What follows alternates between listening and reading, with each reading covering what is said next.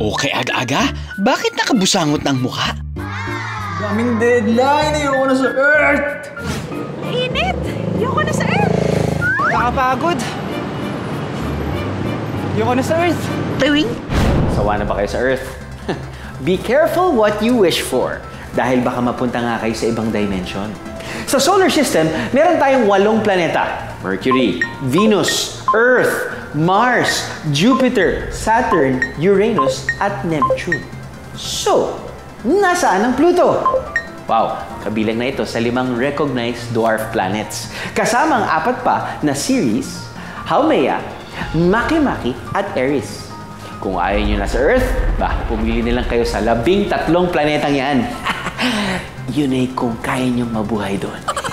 Paano nga bang buhay sa ibang planeta? Number 3! Ang pinakamainit na planeta sa solar system ay hindi ang pinakamalapit sa araw. Mercury man ang pinakamalapit na planeta sa araw, hindi ito ang pinakamainit, okay? Kundi Venus. Dahil isa sa makapal na atmosphere ng Venus ay nasa 100 times thicker kaysa sa atmosphere ng Earth. Kaya sa tuwing tumatama ang sunlight dito, umiinit lalo ang surface ng naturang planeta.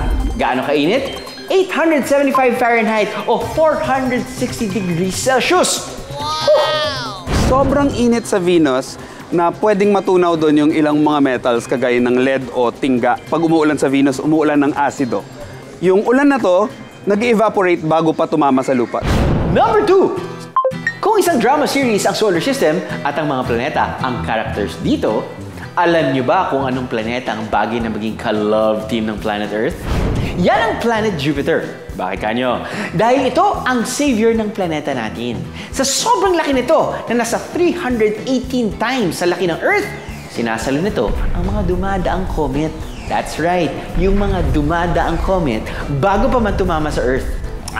Sweet naman. Sa sobrang laki rin ng planetang ito, ang pinakamalaking moon sa ating solar system ay matatagpuan sa planet Jupiter.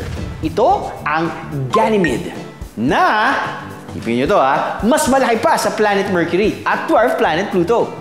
Siya yung may pinakamalakas na gravity sa solar system. So yung malakas na gravity na yon, parang hinihigop niya yung mga sobrang bato kagaya ng mga asteroids at comets sa ating solar system.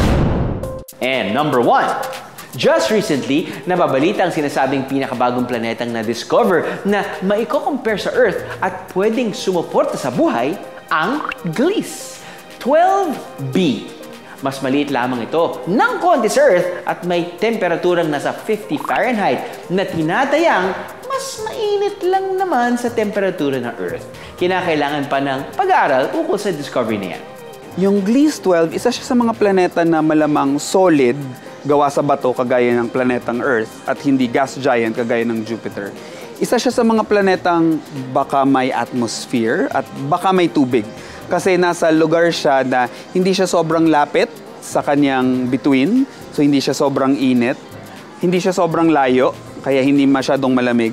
Baka pwedeng tirahan ng mga tao kung mapuntahan man natin. Pero sobrang layo niya. It would take tens of thousands of years ng pinakamabilis nating spaceships.